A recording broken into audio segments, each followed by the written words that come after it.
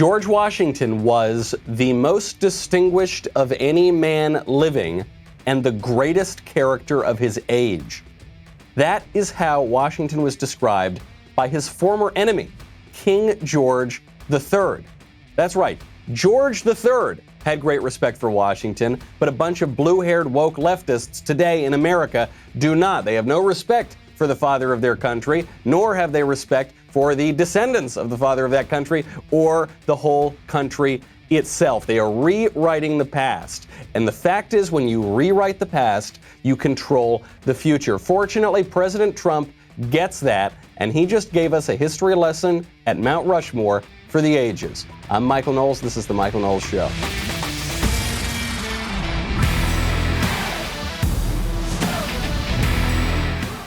Welcome back to The Michael Knowles Show. My favorite YouTube comment from last week, I've got to get to this because it's very important news. This was from Ron, which is that Ghislaine Maxwell did not kill herself. Now, this is obviously true at any given moment, but it is inevitable that she will have been killed herself. And this, of course, is because Ghislaine Maxwell was the accomplice of Jeffrey Epstein, also who did not kill himself. And somewhere right now, Hillary Clinton is putting on her Groucho glasses, waiting to break into whatever prison is holding the unfortunate Maxwell. But it did happen. We'll see if she makes it through to the trial. I wouldn't put any money on it. My question today, I'd love to know in the comment section, President Trump wants some new monuments. We'll get to which monuments those will be, but I want to know your thoughts. As the president rebuilds national monuments, which ones should be at the top of the list? President Trump talked about the new monuments. He talked about the old monuments. He talked about the whole point of the monuments at this Mount Rushmore speech. The speech was absolutely magnificent. He did a great job. He opens up on the actual problem. Because people are looking around right now at the country and they say, what is the problem? Is it race? Is it sex? Is it the economy? Is it certain political rights? And what Trump saw is that the problem is one of history, how we understand our history, how our history is taught. The fact is, the future of our country lies in the way we look at the past. And what he sees right now is an encroaching, politically correct, leftist fascism that is going to destroy our national foundation. In our schools, our newsrooms, even our corporate boardrooms, there is a new far-left fascism that demands absolute allegiance. If you do not speak its language, perform its rituals, recite its mantras, and follow its commandments, then you will be censored, banished, blacklisted, persecuted, and punished. It's not going to happen to us. Not going to happen to us. No, it's not, because we're standing back. But there are a lot of incentives here for us to give in. So you have this issue of the rewriting of the history. How is that enforced? It's enforced because the left owns every institution of the culture. We talked about this a couple of weeks ago. The left talks about institutional racism. Well, they own all the institutions, the media, the educational apparatus, Hollywood, big tech, the list goes on and on, corporate America. And if you don't recite its politically correct orthodoxies, you'll lose your job. You'll get deplatformed. You will lose your livelihood. You'll lose your reputation. You'll be kicked out of school. It never ends. So how do we stop it? What President Trump pointed out at this excellent speech at Mount Rushmore is that all of this is the predictable result of years and years and decades of indoctrination, lies about our past through the mainstream media and through the schools. So what does President Trump think we have to do? Instead of just complaining about this, which is good, there's an effect to that, what he did, he used this opportunity, this historic speech at Mount Rushmore, to give a simple history lesson about our founders. The radical view of American history is a web of lies. All perspective is removed. Every virtue is obscured. Every motive is twisted. Every fact is distorted. And every flaw is magnified until the history is purged and the record is disfigured beyond all recognition. This movement is openly attacking the legacies of every person on Mount Rushmore. They defile the memory of Washington, Jefferson, Lincoln, and Roosevelt. Today, we will set history and history's records straight. And that's what he did. Trump just went on and he talked about the actual history of Washington, of Jefferson, of Teddy Roosevelt, of Abraham Lincoln. It was pitch perfect. I thought the speech was magnificent. Whoever wrote it did a spectacular job, and Trump, in delivering it, did a spectacular job. You know, it goes back so much further than we're willing to admit. We'll say, okay, somewhere around 2015, 2014, that's when the campuses went crazy. That's when history started to go crazy. That's when you had the shrieking girl at Yale. That's all these kind of incidents that were so viral. It goes back much further. There was a study that came out of ISI, the Intercollegiate Studies Institute, I think in 2007. It was 07 or 08. The study was of graduating seniors at elite schools, you know, all the big brand name schools, and what they knew about their history, their civics, and their politics in America. What it found was, I kid you not, seniors graduating from these schools, they've just spent tens of thousands of dollars, hundreds of thousands of dollars on an education, knew less about their country's history and politics and government than incoming freshmen. They had gotten more ignorant over time. Their own country and our understanding of it had been completely distorted while they were in school. And that, of course, is what we're seeing just anecdotally and as a matter of data. So Trump gives this great history lesson. That was terrific. Now, as a practical matter of politics, what is he going to do? Two things. He's going to do two things to stop the carnage, the statue toppling, the mayhem in our country. And each of those is very important. One practical in the short term, one very important in the long term. We'll get to that in 1 second. First, I got to thank our friends over at BlinkSale. BlinkSale is the revolutionary invoicing software that is changing the landscape for small businesses and independent contractors everywhere. When you do a job, you should just do the job. Put all your focus on the job. You should not have to send nagging emails to get your invoices paid. Well, with BlinkSale, you can send beautiful custom branded invoices and estimates in seconds, stay on top of outstanding invoices. You can let your customers and clients easily pay your invoices online. You will even get instant notifications when a customer opens your invoice so that you will actually know if they're just trying to avoid paying you. Forget about using invoice templates or stressing about coordinating a bunch of different software programs. BlinkSale takes care of all of it so that you can spend more time focusing on the work that actually gets you paid and makes your business a success. Nobody started a business so that he could write up invoices all the time. See for yourself. Try BlinkSale for free at blinksale.com/Knowles. That's BLINKSALE.com/Knowles. BlinkSale. Spend less time billing and more time doing what you love.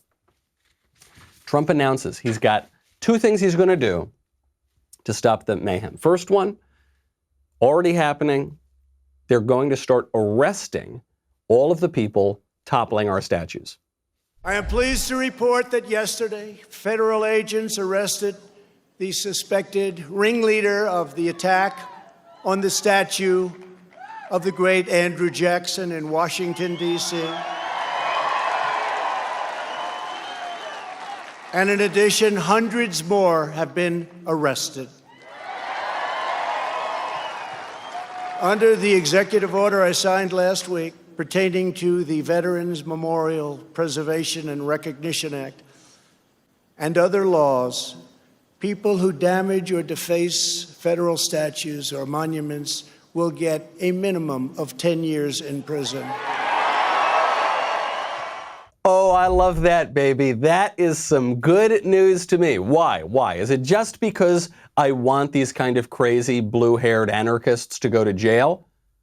Yes, that's part of it. I do want that. I think that is good. It is better for the individuals, and it is better for society. It is better for these individuals that they be locked up behind bars than that they continue to degrade themselves and the society around them by knocking down statues and smashing people's property and harming people. That is a good thing. But we also need to show the precedent. We need this to work as a deterrent, which is if you knock down federal statues, you're going to go to jail for a long, long time. Three aspects of criminal justice that are important. The first one, the most important one, is retribution. The most important one is punishing people just because they've done something wrong. It's called justice for a reason. Everyone forgets about that one, but it's very important. That's the justice. The second one is the deterrent factor. We need to deter people from smashing up our whole country. The reason the riots grew and grew is because nobody did anything about them. And so eventually it just took over the whole country. If people did something about it from the beginning and said, no, sorry, I don't care what stupid social justice BS you're spewing, you don't actually get to burn down the whole country, then the riots wouldn't have happened. Better late than never, though. And then the third one is rehabilitation. These people are doing bad things. They're perverts. They have a very wrong-headed view of the world and their own country and themselves. They need to go away for a little while and get the right view of it. So I think this is wonderful, extraordinarily important that Trump is doing it. But that's not enough. It's not just enough to lock up these anarchists. What you need to do is look ahead to the future. We've knocked down our statues. A lot of statues have fallen down over the last few weeks. An almost incalculable number when you consider everywhere that this has been taking place. So what's Trump going to do? Exactly the right answer. He's going to build them back up. Today, under the authority vested in me as President of the United States,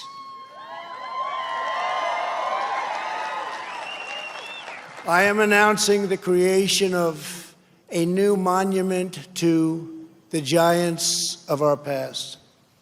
I am signing an executive order to establish the National Guard of American Heroes, a vast outdoor park that will feature the statues of the greatest Americans to ever live. Yes, I love this. And in very Trump fashion, it's not just that he's going to build up like one statue of Christopher Columbus or one statue of whoever, Washington. He's going to build a giant new park with lots and lots of statues. We have the list so far of the statues. The National Garden will include statues of John Adams, great. Susan B. Anthony, pretty good. That'll irk the pro-abortion people because Susan B. Anthony was pro-life. Clara Barton, I don't know who that is. Daniel Boone, great. Joshua Chamberlain, I think he might be a basketball player. Either way, that's great. Henry Clay, great. Davy Crockett, Frederick Douglass, Amelia Earhart, Benjamin Franklin, Billy Graham, Alexander Hamilton. I just watched that musical over the weekend. Maybe we'll get to that a little bit later. Thomas Jefferson, Martin Luther King, Abraham Lincoln, Doug MacArthur, Dolly Madison, James Madison. This is just a great list, right? George S. Patton, old blood and guts himself. Terrific. Ronald Reagan, love that. Jackie Robinson, oh yeah.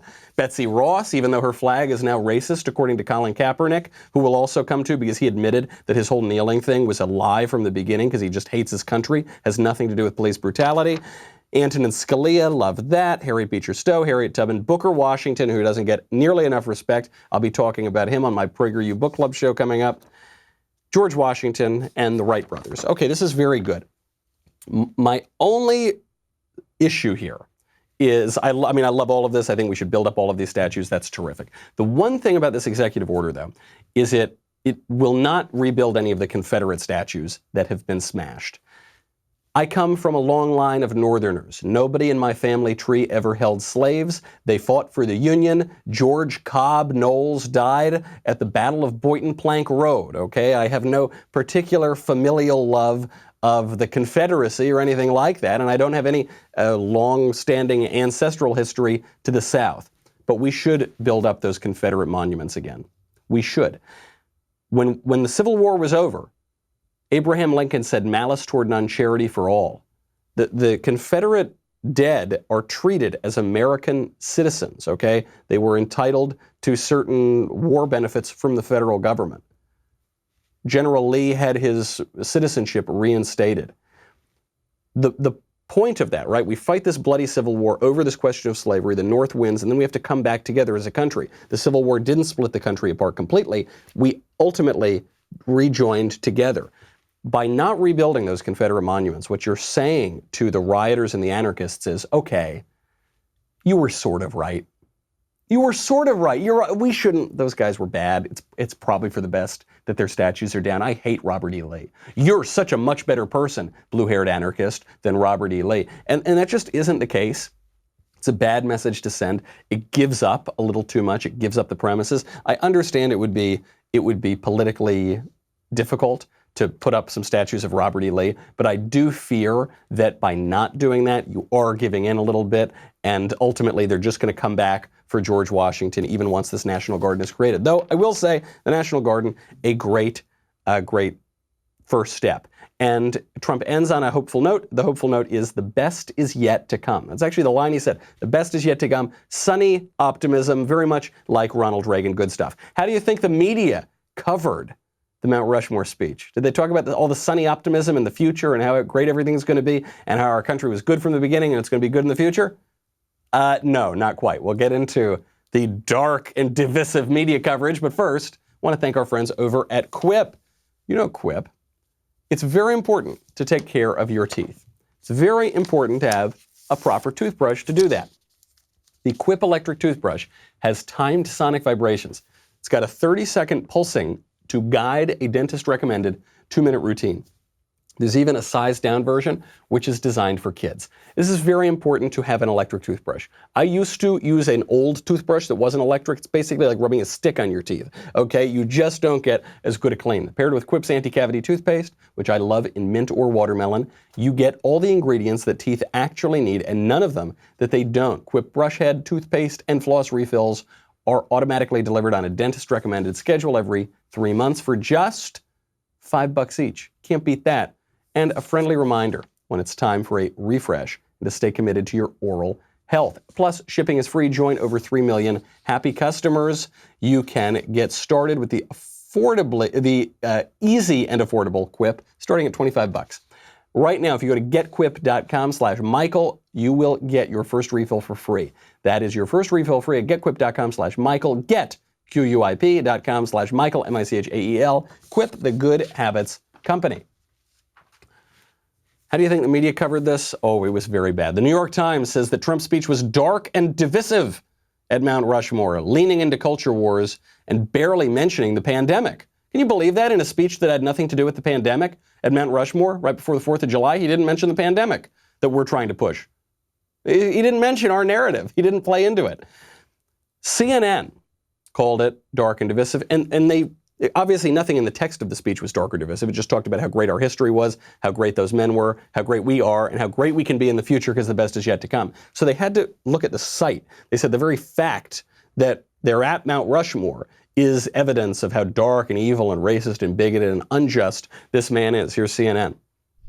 Kicking off the Independence Day weekend, President Trump will be at Mount Rushmore, where he'll be standing in front of a monument of 2 slave owners and on land wrestled away from Native Americans, told that be focusing on the effort to, quote, tear down our country's history. That's really awful and dark and awful, isn't it? I guess CNN just hates Mount Rushmore. Maybe there's something wrong with Mount Rushmore. Maybe we've just been so wrong about this all the time. Oh no, it's pure hypocrisy because 4 years ago, when Bernie Sanders, noted left-winger, showed up to Mount Rushmore, CNN could not have been happier. This is our country at its very best. What an incredible achievement. Visiting Mount Rushmore today, Bernie Sanders taking in the majesty of the moment, this monument to 4 great American presidents. Just the accomplishment and the beauty here. It really does make one very proud to be an American. This is America at its best. It makes you proud to be an American. It's so beautiful. Even CNN admits 4 great American presidents. You know it's fake when it's in the news. That was a line from Kanye West's recent song, Kanye West, possibly our future president, which we'll get to in a moment. This is what fake news is. They don't care about Mount Rushmore. They don't care about George Washington or Thomas Jefferson.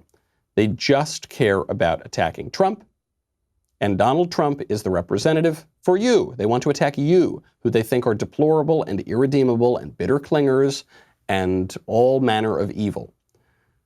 The instrument through which they will attack you doesn't matter.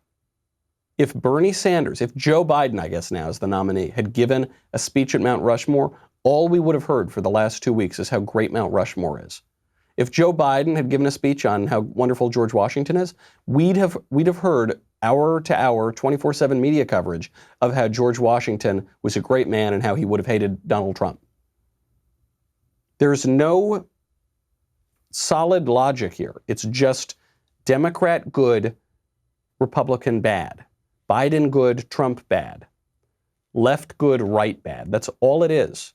And there are some squishy people on the right who want to say, maybe they've got a point. Maybe we shouldn't have Mount Rushmore. Maybe we shouldn't. Jefferson did own slaves. It's not about that, guy. You're trying to appease people and come to an accommodation with people who have no desire to reconcile with you on the left. They just want to club you and attack you. And the sooner you can pull up an example from the media for virtually all of these stories. How many do you have to watch before you realize they don't want to be friends with you? Okay, they don't like you very much. They don't like this country. Finally, we can see that Colin Kaepernick is a liar in his premise, that the left was lying from the beginning. You remember when Colin Kaepernick came out and he said that he was protesting police brutality? And some of us at that time said, no, he's not. He's protesting the country. He's protesting the American flag, which is a symbol of the country, so he's protesting the country itself. When some of us said that at the time, we were called racist and stupid and idiots, and of course not. Stop being obtuse. Stop being so thick-headed. He's only protesting the police. Well, then it went from protesting the current Star-Spangled Banner to protesting the Betsy Ross flag. That's what Colin Kaepernick did. And I said, wait, see, there weren't police departments as we know them at the time of the Betsy Ross flag. He's protesting the country. Still people said, no, he's just protesting police brutality. Well, now Colin Kaepernick has come out and admitted he thinks the country itself is evil. He tweeted out for the 4th of July, black people have been dehumanized, brutalized, criminalized, and terrorized by America for centuries and are expected to join your commemoration of independence while you enslaved our ancestors. We reject your celebration of white supremacy and look forward to liberation for all. There's the key. I mean, forget his history, which is a little bit off, as you might imagine. He refers to the 4th of July as a celebration of white supremacy and looks forward to liberation for all. The 4th of July is a celebration of white supremacy according to the left, because America is nothing but white supremacy. And white supremacy, by the way, is just the new phrase for white nationalist, is what we heard for the last few years. For racist is what we'd heard for the past decade or two. And none of those words mean what they seem to mean. They just mean bad. It's just a synonym for bad, which is why when you try to use internal logic, like racism, right? Racism is an affront to human dignity, and racism is when you judge people unjustly on the basis of their race. So we say, okay, so black people can be racist, right? Or Hispanic people can be racist. They say, no, only white people can. Well, that doesn't make sense by the definition of racism, but it does when you realize racism or fascism or whatever, all these ism words. It just means bad. It just means I don't like you. And so that's what he's saying. He's saying, I don't like America. I don't like the founding. I don't like the current country. I don't like any of it. And you know what? I don't like Colin Kaepernick. And even though surely now some NFL team is going to have to hire him because they're getting pressure from the league and from the popular culture. It won't matter. He won't change his mind. The minute he's hired back, even as a mediocre football player, he's not going to say, oh gosh, what a good country. Don't forget, Colin Kaepernick was raised by adoptive parents, presumably white supremacists themselves. There's no gratitude toward that. There's no gratitude. Colin Kaepernick lives in the most free, prosperous, wonderful country in the world. He got to make millions of dollars from Nike or from the NFL, gets to play a game for a living. No gratitude for that, because you either look at the world with gratitude or with resentment. You either look at the past as irredeemable or as a sign of how the best is yet to come. But it's not just Colin Kaepernick. It's because Colin Kaepernick, who cares? There have always been weirdo athletes. It goes up higher. One of the major VP candidates being considered by Joe Biden basically agrees with Kaepernick. We'll get to that in 1 second. First, though, I've got to thank our friends over at ReadyWise. Very important to be prepared during an emergency, before the emergency hits. Maybe you've come to realize that over the past few weeks and months. Now is a better time than ever to be prepared with long-term nutritional food options. ReadyWise has many options, such as emergency meals. That's great. Freeze-dried fruits and vegetables for convenient on-the-go nutrition. They've got new adventure meals for hiking, camping, other outdoor activities. ReadyWise meals are easy to prepare. You just add water. They also have a very long shelf life. ReadyWise uses the finest ingredients and latest food preparation technology to ensure optimal taste and freshness. I love it. Every recipe is crafted by a team of chefs to provide a nutritional meal during critical times. We had some around the office, and one of my producers once I kept looking, I was like, what's happening to all these meals? Like, where are they going? And he was just eating them for lunch on a regular day. He wasn't camping, it wasn't the apocalypse. He said, oh, they taste good, so I'm going to do it. This week, my listeners can get free shipping at ReadyWise.com when entering Knowles, K-N-O-W-L-E-S, at checkout or by calling 855-453-2945. ReadyWise has a 90-day, no questions asked, return policy, no risk, no reason not to get prepared today. That's ReadyWise.com. Promo code Knowles to get free shipping. Forget Colin Kaepernick. This goes all the way up to a potential Biden VP pick. Now, you remember last week I got to speak with a potential Biden VP pick. That's Karen Bass, head of the Congressional Black Caucus. She's a congressman here in California. And Karen Bass had these ties to Marxists. She worked with the BLM leadership, which describes itself as trained Marxists, very closely. She denied that. She lied to my face because she didn't realize I had the receipts, which we showed on an episode last week. She also had given praise to Fidel Castro, communist dictator of Cuba, right? So that's pretty unsettling. Now we have another Biden VP pick who has these radical views. This would be Tammy Duckworth. Tammy Duckworth is a Democratic senator from Illinois. Duckworth was asked about this radical view of American history, whereby we have to take down statues of George Washington. Did she say that's crazy? Did she disavow tearing down statues of Washington? No, she said that's something we should seriously consider. George Washington, I don't think anybody would call him a traitor, and there are moves by some to remove statues of him. Is that a good idea? I think we should listen to everybody. I think we should listen to the argument there. But remember that the president at Mount Rushmore was standing on ground that was stolen from Native Americans who had actually been given that land during a treaty. And again, let's talk about the greater context of where we are in our country right now. It's open discussion for everybody. We got to hear all points of view. You think that George Washington was a terrible, no-good, rotten, dirty scoundrel, and we should tear all his statues down? Okay, yeah, we should hear that out. But something tells me she wouldn't hear out the traditional view, which has been held not only by Washington's admirers, but even by his fiercest enemies, King George III, that he is the greatest man of his age. I agree with that. People always ask, who is the greatest founding father? Who is the great? There's no question. It is Washington. All the rest are also great men, but nobody compares to the giant of Washington. So what's so upsetting here is not just that we have a sitting U.S. senator, potential VP candidate, who doesn't care to defend the father of our country.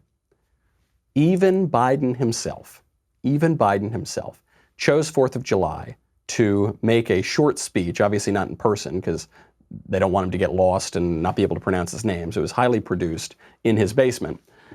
Even Biden himself chose the 4th of July to tear down the country.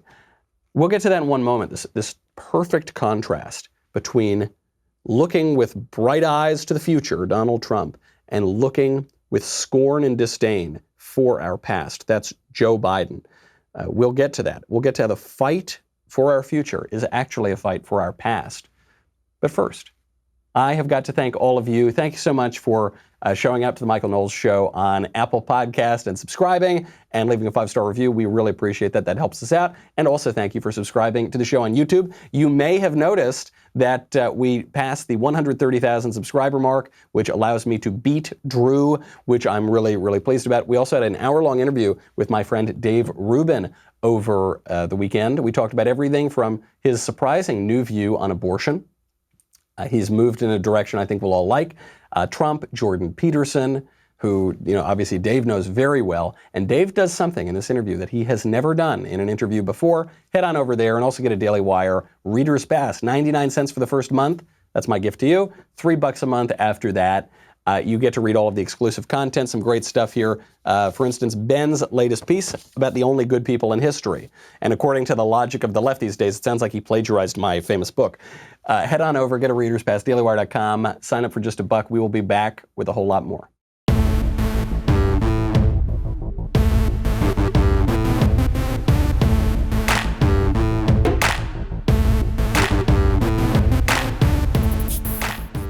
So Biden uses the 4th of July to tear down the country. He tweets out a video because he can't be expected to give a live speech because he's obviously in precipitous decline. He's not even able to campaign, which is why I just coincidentally notice that Democratic officials have locked down the entire country and won't let anyone campaign before the presidential election. So Joe Biden tweets out this video, and for anyone who thinks that Joe Biden is some moderate, he's kind of the old school of the Democratic Party, listen to him tear down our country. Our country was founded on an idea. We hold these truths to be self-evident, that all men are created equal. We've never lived up to it. Jefferson himself didn't. He held slaves. Women were excluded. But once proposed, it was an idea that couldn't be constrained. It survived the ravages of the Civil War, the dogs of Bull Connor, the assassination of Martin Luther King, and more than 200 years of systemic racism. And just weeks ago, the murder of George Floyd. Through it all, these words have gnawed at our conscience and pulled us towards justice. American history is no fairy tale. It's been a constant push and pull between the two parts of our character. The idea that all men and women, all people are created equal, and the racism that has torn us apart. We have a chance now to give the marginalized, the demonized, the isolated, the oppressed a full share of the American dream. We have a chance to rip the roots of systemic racism out of this country. We've never lived up to our ideals. That's what Biden says. He says it dismissively. He goes, yeah, we hold these truths to be self-evident that all men are created equal. I'm glad he could remember the phrase this time, unlike in that previous speech, and probably couldn't remember the phrase, which is why they had to pre-film it. Never lived up to it. I think we have, actually. I think we've lived up to it many times. I think we live up to it more often than we don't, buddy. American history is no fairy tale. Right, American history is an awe-inspiring history. It's the history of the greatest nation, modern nation, the history of the world. What Joe Biden is selling you is a fairy tale. What Joe Biden is selling you is that America is rotten, systemically racist, institutionalized racism.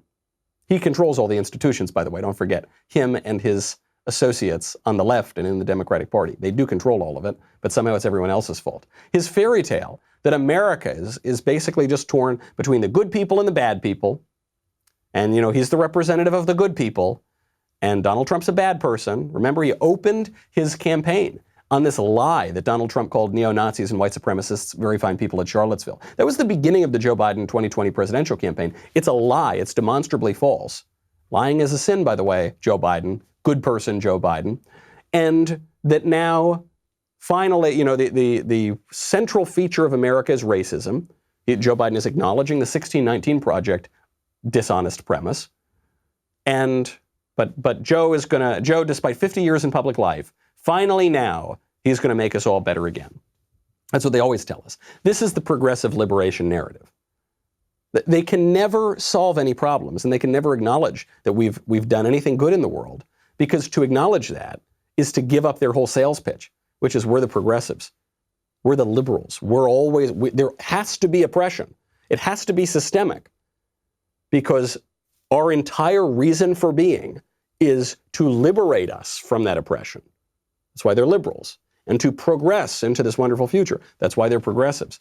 And if things are pretty good, which they are, then they have no reason for being. And I would agree with that. I don't think they have a reason for being. I think their actual raison d'etre in the United States is to antagonize us and to bring us down and to tear down our past in an effort to control our future. Really disgusting stuff. I don't have respect for Joe Biden. I know it's fashionable now to say, oh, he's an okay man, but he's declining. But he's been all right in his career. I don't think he's been all right. I think he's a liar through and through. I think he's been a doofus for his whole career. I think he doesn't believe a damn thing, and he's willing to go whichever way the wind blows. And if they told him, hey, dye your hair blue and put on this beanie and go tear down a statue, it'll help you win an election, I think he would do it. Okay, none of that is worthy of respect. And if you think that, oh, it's just old Joe, maybe the country will come together. They've extorted us and they've said we're going to burn your country down if you don't elect our guy. Just let them have it. Then things will calm down. I think you are sorely mistaken. But things are not calming down in the presidential election because we've got a new candidate in the race. And I think I might bear some responsibility for this. That new candidate is, of course, Mr. Yeezy, Kanye West. Kanye West announces over the weekend, on the 4th of July, that he's running for president. We must now realize the promise of America by trusting God, Kanye writes, unifying our vision and building our future. I am running for president of the United States. Hashtag 2020 vision. So he's not running in 2024. He could be saying it's the 2020 vision, but I'm going to run next time.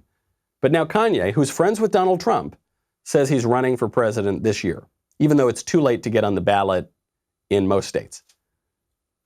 I'm a little skeptical that this is actually going to work out. The thing I want to point out here, though, is Kanye West sent that tweet at 5:38 p.m. on July 4th.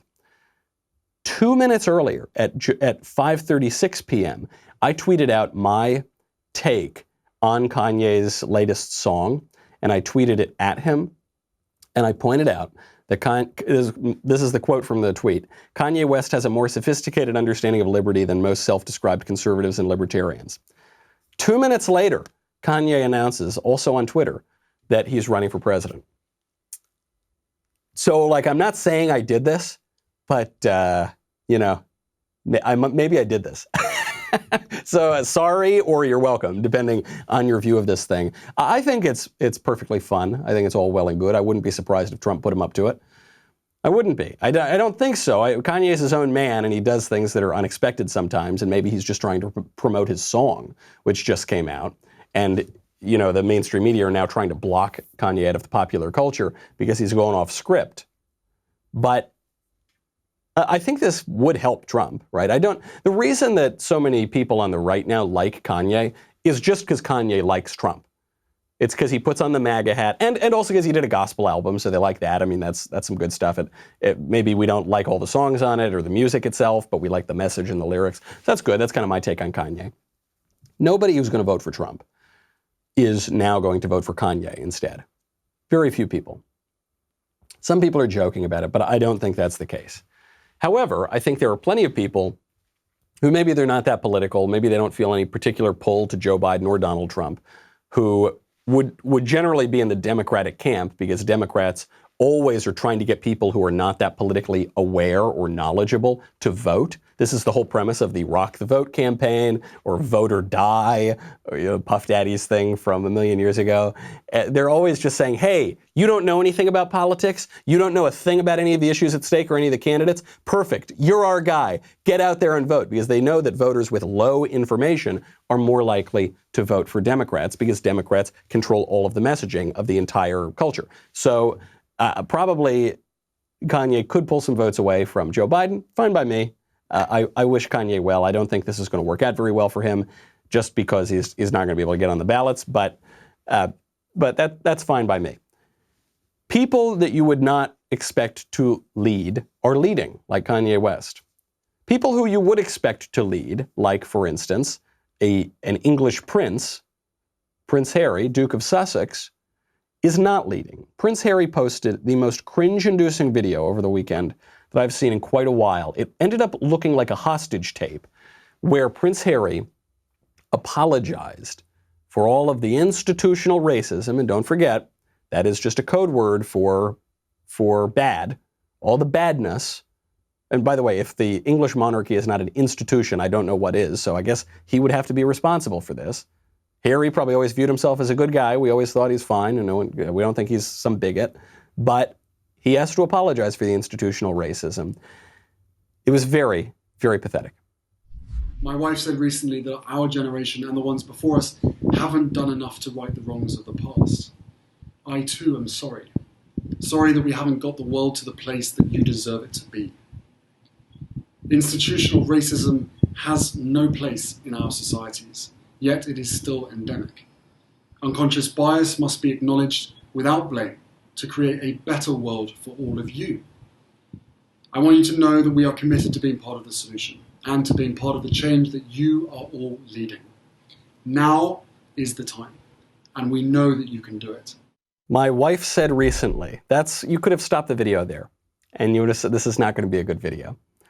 Pretty embarrassing stuff that the Duke of Sussex has to begin his own speeches by saying, you know, my wife just told me, my wife said this very interesting thing, and, you know, my wife told me to give this speech, by the way, and so that's what my wife said.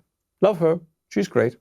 Pathetic. Very pathetic stuff. But when leaders don't lead, then things go a little bit haywire. And I think that's what you've been seeing in the madness and the mayhem and the rioting, not just in the US, but also in the UK, all around the world. That rioting, that madness leads to terrible results for everybody. Over the weekend, a non-binary white ally of the Black Lives Matter Marxist organization was killed. She was killed while protesting on the highway at night. She was on the I-5 highway at night. When you are walking around a highway, obviously, that's a dangerous place to be. So how did she end up on the highway at night, where there's no evidence that the driver intentionally killed her, though maybe he did. I don't know. It's very unclear. I mean, he does speed up, he hits them, but they just don't know the motive at this point. How do you end up on the highway at night? Well, what happened was the police decided this BLM organization, this anarchist organization, decided they were going to march on the highway. So instead of the police saying, no, you're not going to do that, we're going to arrest you if you try to do that, they closed down part of the highway. But just because you say, okay, we're going to close part of this highway, that doesn't make that a safe situation. It is never safe to walk on the highway, particularly at night. Don't do it. So they do this. This woman, very sadly, gets killed. Now, I knew from the very beginning that this was not a white guy who drove the car. The way I knew that is if it had been a white guy who drove the car, that would have been the story. White supremacist, white nationalist, killer. Even though the victim was white, it would have been, this was an attack on Black Lives Matter. But I knew for a fact that the driver was not a white guy because of the media coverage. So Kamala Harris, the senator, writes, absolutely heartbreaking. Summer Taylor was only 24 years old, peacefully protesting for Black Lives Matter. Again, it's not a peaceful protest when you shut down a highway, but neither here nor there. When they were struck by a car because this woman doesn't believe that she's a woman, or didn't believe that she's a woman, thinking of their family during this difficult time and everyone in the movement today. So this is very irresponsible stuff, because what Kamala Harris is doing here is encouraging more people to get out on the highway. And regardless of whether you agree with the political views of the people protesting, it's always very sad when people die, and more people will die because of this kind of encouragement. But it's still being posited as this anti-Black Lives Matter attack. ABC News. Protester dies after struck by speeding car at Black Lives Matter freeway demonstration in Seattle. But no mention of the race of the driver. You can go through the whole article, no mention of the race of the driver. Then you find out the suspect who was arrested for doing it, his name is Dawit Khalid. He is a black guy. And it's not even that they don't mention the race. I don't care that they don't mention the race of these suspects. It's that if this were flipped, the whole story would be about race. And it would be about how this ties in perfectly with America's past and the original sin of America.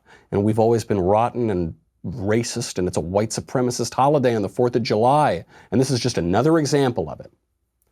This is what they do on the left. This is how they rewrite history. When there is an example that does not fit their narrative, the example is treated as just a one-off incident. When any example they can find buttresses their narrative of America as a hopelessly racist place historically, it's considered part of this trend, part of the history.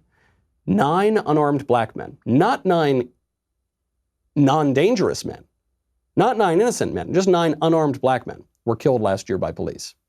But even just use that number, even say none of them should have been killed, even though the killings were justified in certain cases.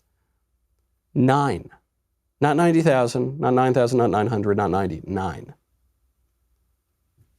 Those are incidents. Those are not reflective of the broadest historical trend of how Americans have always been slaughtering black people. Isn't the case.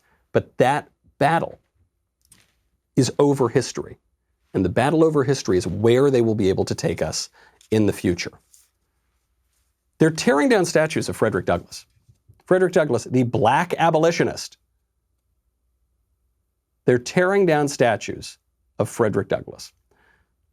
Some were torn down in Rochester, New York. The local media reported. Now, it's unclear who did it. Was it Black Lives Matter who did it? Maybe. Was it Antifa who did it? Maybe. If so, it will be excused and ignored. If they find out that it was a white right-winger who did it, then this will be blasted over the news ad nauseum. And it will prove the double standard, right? Because you can tear down statues of everybody. It's fine. It's a good thing. It's wonderful. But you tear down a statue of Frederick Douglass, if it's a white guy, white nationalist, white supremacist who does it, this will be considered indicative of this long historical trend in American history. Either way, though, of course, it shows the absurdity of this, and it shows this historical battle. There was a viral video over the weekend from TikTok of these two girls talking about their view of American history, which I think has become a common view among the youths.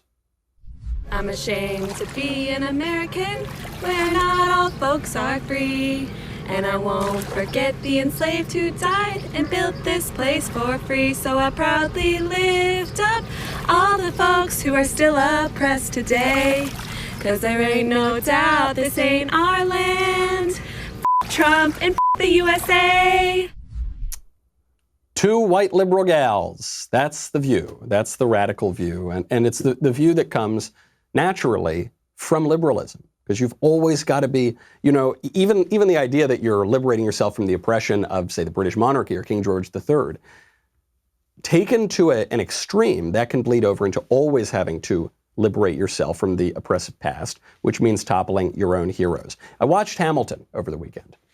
Sorry to say, I was told to watch Hamilton. I didn't intentionally watch Hamilton. And I like the theater. I've been to quite a lot of theater. I've been around a lot of actors and directors and writers for much of my life in New York and in LA. Technically, Hamilton is fine for a modern musical. It's a rap musical in large part, so that's not great. But it's okay. I mean, as far as modern musicals go, it's fine. I love Hamilton. I'm a big admirer of Alexander Hamilton, the historical figure, not necessarily the musical, and Lin-Manuel Miranda is a talented composer, so it was fine. I was thinking, what do I think of Hamilton? Hamilton is ultimately a bad musical for America, bad for a present moment, for a couple of reasons. Even though it's very kind to the Founding Fathers, very kind to Alexander Hamilton, we're celebrating the Founding Era, that's a lot of fun. There's an unfortunate message being sent, which is, the problem of this is the genre of the music, coupled with the liberation narrative that is obviously intrinsic to the story, sends a very racially divisive message. The genre is rap. For all the good guys rap, and then the bad guy, King George, sings classic show tunes. Now, the rappers, all the good guy characters, and some of the bad guys, but at least they're all on the good side, meaning the colonists and the patriots, they're all played by Black or Hispanic actors. That's the casting. It's not colorblind casting. Some people think it's colorblind casting, which is where you cast anybody of any race for any part. That's not the case, and the creators of the show said this is not colorblind. It's specifically people of color for the good guy characters, at least good guys as so much as it's the colonists and the patriots. The bad guy is played by a white guy. That's King George, who has a great performance. The two best performances are King George and Aaron Burr. Leslie Odom Jr. does a great job.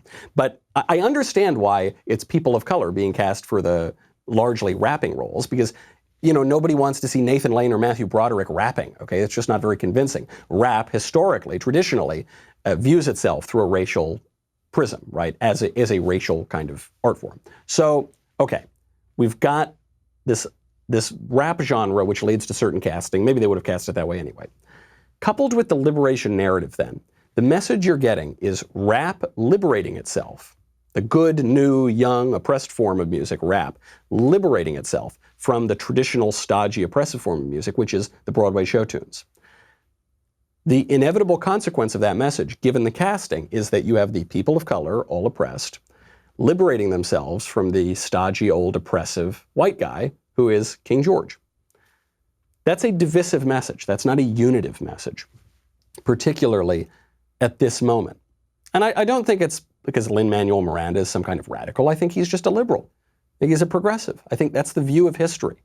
And it's a view now shared by Joe Biden. It's a view shared by everybody on the left. But it shows you the stakes. This is not just a handful of radicals tearing down statues of Washington. This is the fundamental battle line between the left in America, anyone who works in the arts, all the way up to Joe Biden, the presidential candidate, the left, which wants to tear down the country, which will twist and pervert beyond recognition our actual history to create a fairy tale narrative that will allow them to control the future, versus the right, the conservatives, who want to conserve things, who realize that the left is selling people a bill of goods, that they are no better and they are actually worse than our forefathers, and they are lying through their teeth about our history, and all they want is power and control.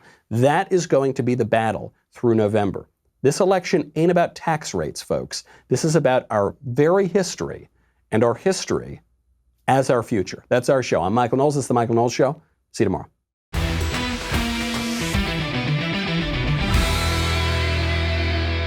The Michael Knowles Show is produced by Ben Davies. Executive producer, Jeremy Boring. Supervising producers, Mathis Glover and Robert Sterling. Technical producer, Austin Stevens. Assistant director, Pavel Wadowski. Editor and associate producer, Danny D'Amico. Audio mixer, Robin Fenderson. Hair and makeup, Nika Geneva. Production assistant, Ryan Love. The Michael Knowles Show is a Daily Wire production. Copyright Daily Wire 2020. You know, the Matt Walsh Show, it's not just another show about politics. I think there are enough of those already out there. We talk about culture because culture drives politics and it drives everything else. So my main focuses are life, family, faith. Those are fundamental, and that's what this show is about. I hope you'll give it a listen.